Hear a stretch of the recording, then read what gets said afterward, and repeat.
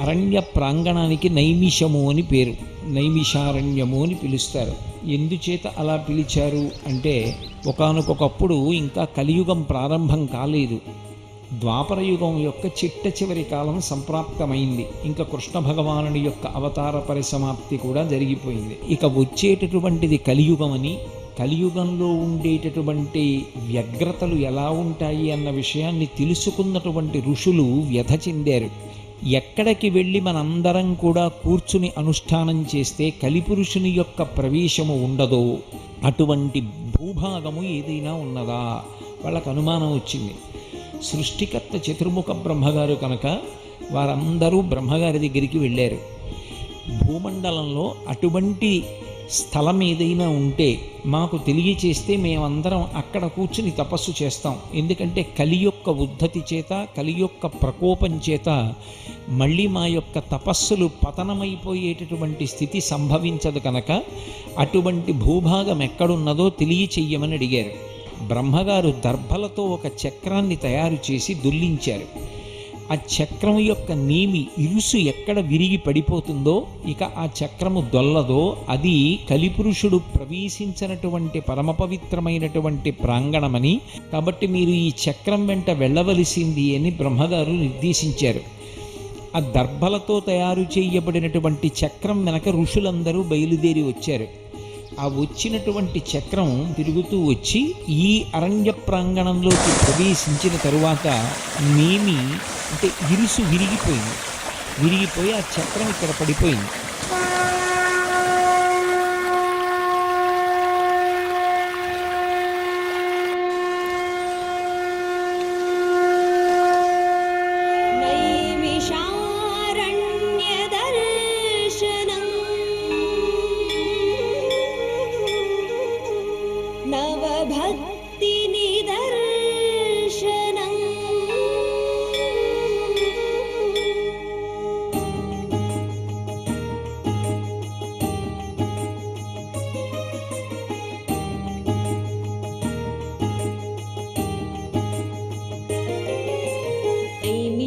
నైమిషారణ్యదర్శనం నవభక్తినిదర్శనం నైమిషారణ్యదర్శనం భవపాపవికర్షణం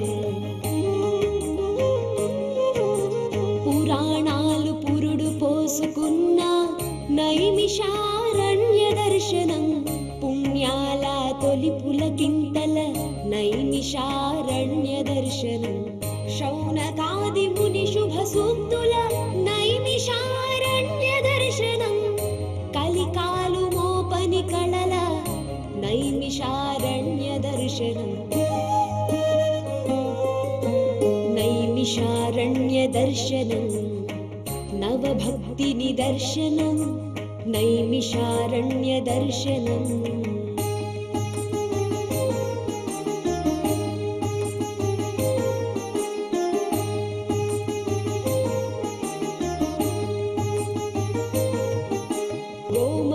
చక్రతీర్థలహరుల నైమిషారణ్య దర్శనం దధీచి రుద్ర వెంకట హనుమల నైమిషారణ్య దర్శనం వ్యాస గద్దె సూత గద్దెల నైమిషారణ్య దర్శనం భాగవత సప్తాహముల నైమిషారణ్య దర్శనం నైమిషారణ్య దర్శనం భవ పాప వికర్షణం నైమిషారణ్య దర్శనం భవ పాప వికర్షణం నైమిషారణ్య దర్శనం నవభక్తి నిదర్శనం నైమిషారణ్య దర్శనం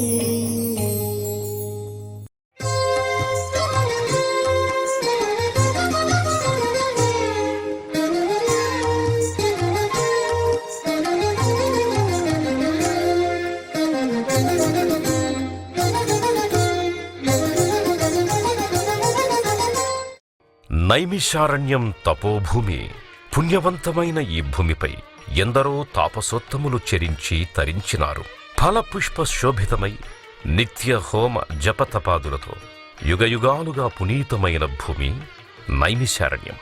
శ్రీమద్భాగవత రచన పల్లవించిన పవిత్ర భూమి ఇది. సత్యయుగము నుండి తన క్షీరధారలతో ఋషుల మునుల నైమిత్తిక అవసరాలను తీరుస్తోన్న కల్పతరువు గోమతీ నది.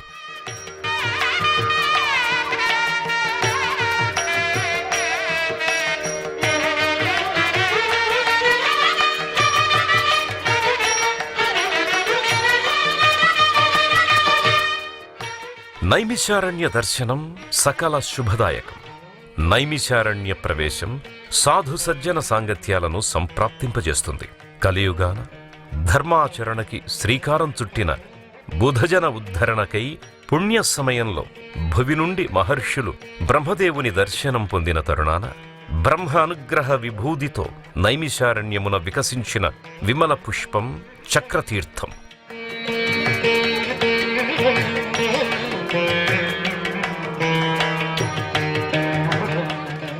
యుగాలకి అతీతమైనదే అయినా నైమిషారణ్య ప్రశస్తి చక్రతీర్థ ఆవిర్భావంతోనే కలియుగాన దివ్య భూమిగా వినుతికెక్కింది.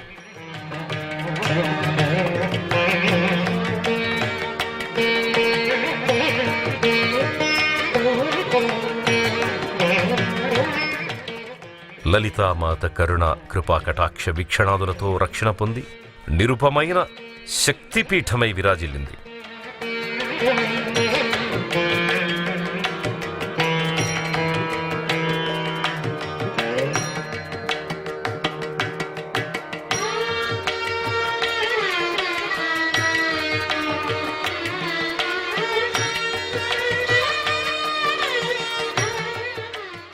చక్రతీర్థ ఆవిర్భావం నైమిషారణ్య వైభవత్వానికి ప్రతీక.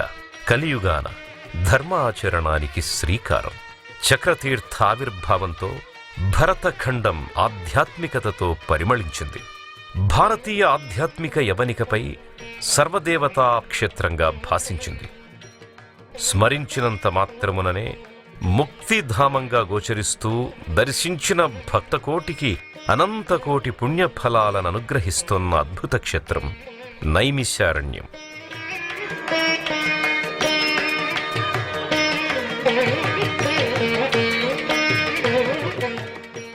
అనాదిగా ఎందరో మునుల మహర్షుల దివ్య జప తప యజ్ఞ హోమాదులతో పునీతమై అభ్యాస దీక్షలతో సాధనా అనుష్ఠానాలతో నైమిషారణ్య దివ్య ప్రభలు నిర్విరామంగా జ్ఞాన విజ్ఞాన వెలుగులు విరజిమ్ముతున్నాయి. ధర్మజ్ఞానాలతో ఆచరణబద్ధులైన ఎందరో మహాత్ములు భక్తులకు భక్తి జ్ఞాన వైరాగ్య మార్గాలలో అత్యున్నతంగా తరించేందుకు, మోక్ష మార్గం తెలుసుకునేందుకు స్ఫూర్తిదాయకంగా సమున్నత భూమిక పోషిస్తూ సమస్త సృష్టిలో దివ్యక్షేత్రంగా వెలుగొందుతూనే ఉంది. సర్వకార్య సిద్ధికి అనుగ్రహించే హనుమాన్ గడి.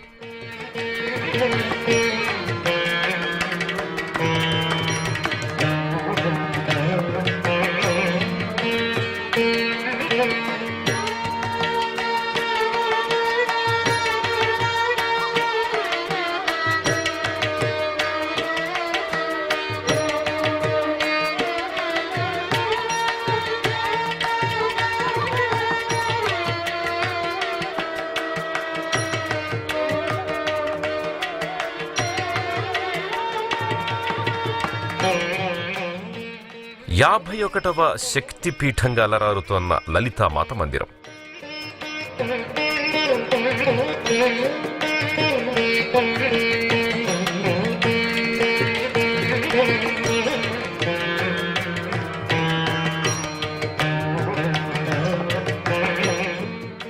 భక్తుల పాపపుణ్యాలకి ప్రతీకగా నిలిచి బ్రోచే రుద్రావర్తనం,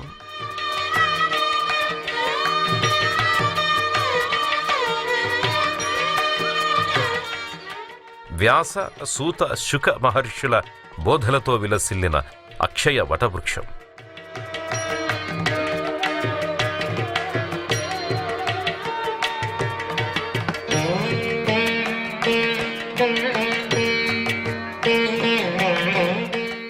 వశిష్ఠ మహర్షి ఆజ్ఞానువర్తి అయిన శ్రీరాముడు అశ్వమేధయాగమనరించిన దివ్యస్థల సమీప ప్రాంతం ఇదే.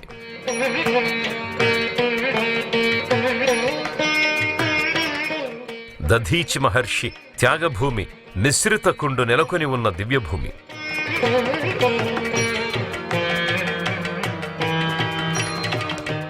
శ్రీ పరమేశ్వర నిస్సీమ కరుణా కటాక్షం వలన ధరిత్రిపై భక్తి వేదాంతులకు సర్వార్థ చింతామణి అయి ప్రకాశిస్తోన్న పుణ్యక్షేత్రం నైమిషారణ్యం.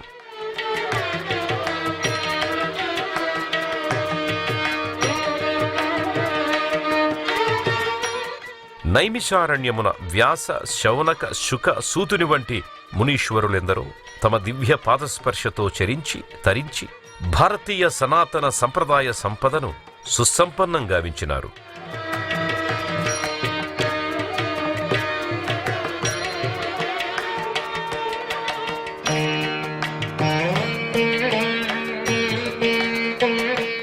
మహాకవి శ్రీనాథ సార్వభౌముడు తన కాశీఖండంలో నైమిషారణ్య ప్రశస్తిని వైభవంగా ప్రకటించాడు. ఆపై ఎందరో జ్ఞానుల నుంచి నేటి విజ్ఞానుల వరకు నైమిషారణ్య అధ్యయనానికి తన కాశీఖండంతో మాతృఛాయమై నిలిచాడు.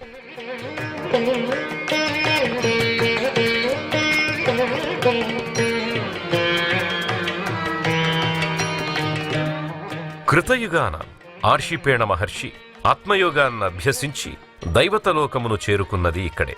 త్రేతాయుగాన శ్రీరామచంద్రుడు అశ్వమేధయాగమనర్చిన పవిత్ర స్థలి సీతాపూర్ నైమిషారణ్య సమీప ప్రాంతం. వాల్మీకి మహర్షి ఆశ్రమ తావు ఈ నైమిషారణ్య పరిసరములే.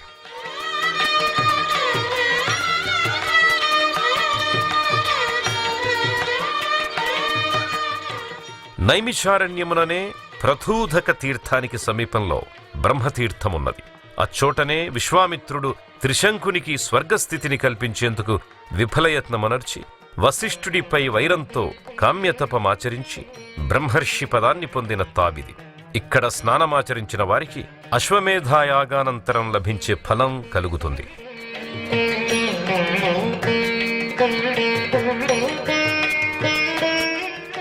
ఈ పృథూకవనం చెంతనే ఉదంకముని తపోభూమున్నది. శంతను మహారాజు అన్న దేవాపి ఇచ్చటే వానప్రస్థానమును గడిపి మోక్షప్రదాన్ని పొందినాడు.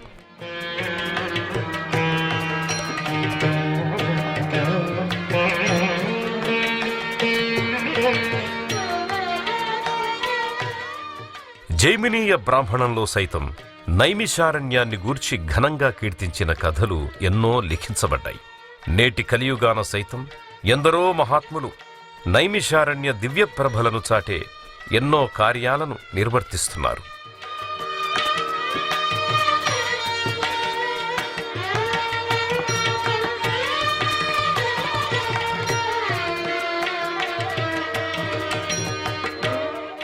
తిరుమల తిరుపతి దేవస్థానం ఆధ్వర్యంలో నిర్వహింపబడుతోన్న దాస సాహిత్య ప్రాజెక్టు వారు ప్రతి సంవత్సరం ఇక్కడ భాగవత సప్తాహం నిర్వహిస్తూ అఖండ శాంతి హోమాలను సైతం నిర్వహిస్తున్నారు.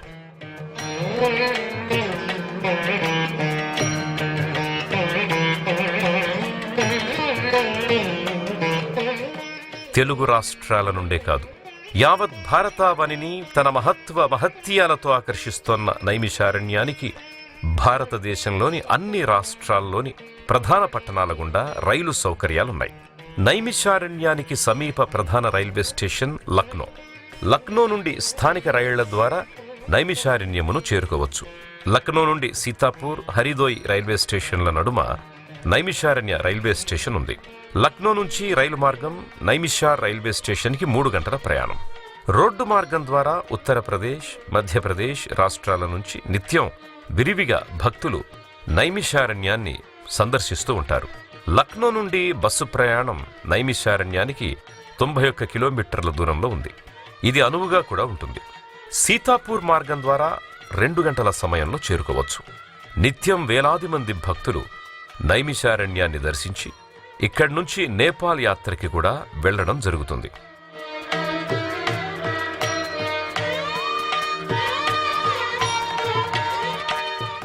భరతఖండంలోని పూజ్య స్థానాన నైమిషారణ్యం ఆధ్యాత్మిక శిఖరంగా భాసిస్తున్నందున ఇక్కడ నవీన కాలంలో కూడా ఎన్నో దేవాలయాలు, వివిధ దేవీదేవతల పీఠాలు, వైభవ సంప్రదాయాలతో తులతూగే మఠాలు ఇక్కడ పురుడు పోసుకుని నైమిషారణ్యాన్ని దర్శించే జనావళికి అమితంగా భక్తి ఆనందాతిరేకాలనద్దుతూ నేటి తరాలకు కూడా ఆకర్షించే దర్శనీయ స్థలంగా మారింది. ఈ యువతను కూడా భవిత వైపు భక్తి మార్గమున పయనింపజేసే మానవీయ దర్శన స్థలంగా ఇది విలసిల్లుతోంది.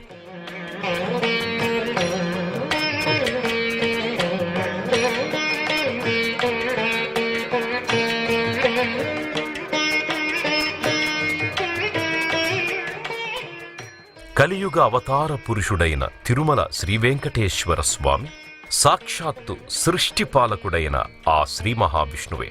సర్వలోక నాయకుడు స్వయంభూ మన్వంతరాలలో అలవైకుంఠము నుండి ఇలా సువర్ణముఖి నదీ తీరవాసుడిగా రుదించి శేషాచలనాథుడై తరలివచ్చే తరుణాన తన అవతారాంశగా చతుర్భుజాలతో ఆవిర్భవింపజేసిన విఖనస మహర్షిని శ్రీ మహావిష్ణువు సృష్టించటమెంత అపూర్వమైన ఘట్టము కదా. శ్రీ మహావిష్ణువు సంకల్ప ఆదేశానువర్తయై బ్రహ్మదేవుడే సాక్షాత్తు విఖనసమునిగా అవతరించిన దివ్యస్థలి నైమిషారణ్యం.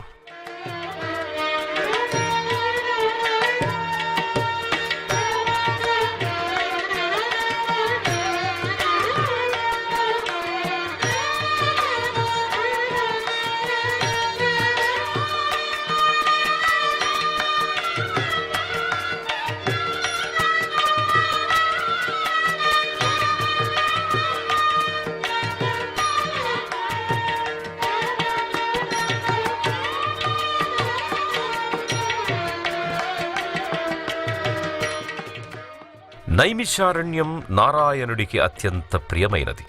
108 దివ్య దేశాలలో నైమిషారణ్యాన దేవరాజ పెరుమాళ్గా సేవలందుకుంటున్నాడు సర్వలోక రక్షకుడైన శ్రీ మహావిష్ణువు. ఈ వనరాజ క్షేత్రంలో వృక్ష నారాయణుడిగా జీవకాంతితో వృక్షరాజములలో దేదీప్యమానుడై స్థిర నివాసుడై వనరూపిగా అర్చనాథులను ప్రీతిగా స్వీకరిస్తున్నాడు శ్రీ మహావిష్ణువు.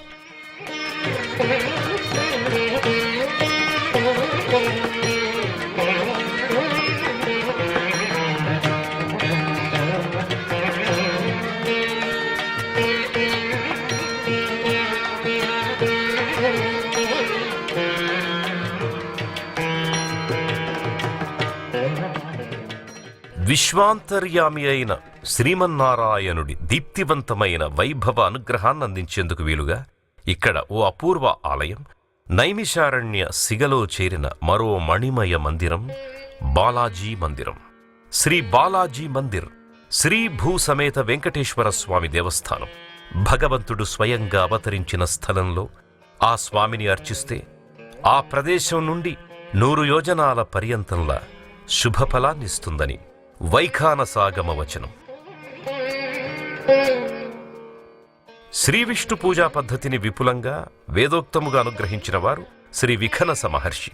ఆయన శ్రావణ శుక్ల పూర్ణిమ సోమవారం నాడు నైమిష క్షేత్రంలో అవతరించి తన శిష్యులైన భృగు, మరీచి, అత్రి, కశ్యపులకు శ్రీ విష్ణు ఆరాధనా విధిని ఉపదేశించినాడు. ఆ నలుగురు వైఖానస ఆగమ గ్రంథాలను అనుగ్రహించారు. వైఖానసాగమ అనుయాయులు దర్శించదగినదిది. అందరికీ పుణ్యక్షేత్రమైతే వైఖానసులకిది జన్మక్షేత్రం. 1996లో శ్రీ వైఖానస సమాజం విజయవాడ వారు ఇక్కడ శ్రీ భూసమేత వెంకటేశ్వర ఆలయాన్ని నిర్మించారు. ఇక్కడ దక్షిణ దేశ సంప్రదాయ పద్ధతిలో అర్చనలు జరుగుతాయి. నిత్యం అన్నదానం కూడా జరుపబడుతోంది.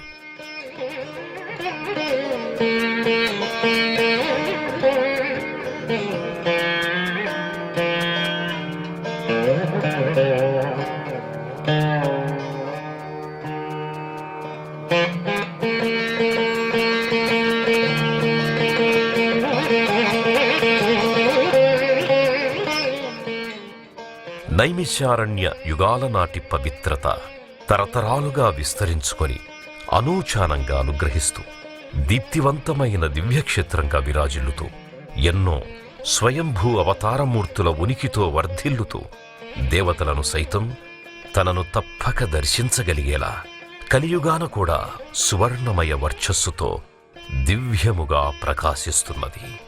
ఓం నమో వెంకటేశాయ. నైమిషారణ్య దర్శనం.